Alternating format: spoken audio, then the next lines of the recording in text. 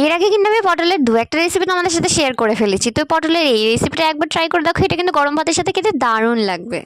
রেসিপিটা বানাতে লাগছে পটল, পেঁয়াজ, একটু লঙ্কা আর একটু রসুন।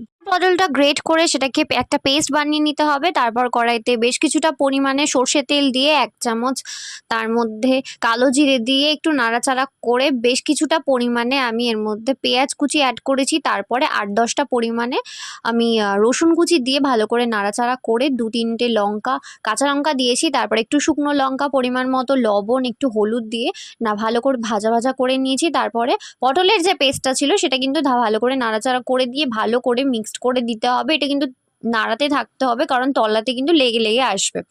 এরকম নাড়াচাড়া করতে করতে যখন তলা থেকে ছেড়ে আসবে, একটু একটু দলা পাকাতে থাকবে, তখন বুঝতে হবে কিন্তু যে আমাদের পটল বাটাটা একদম তৈরি।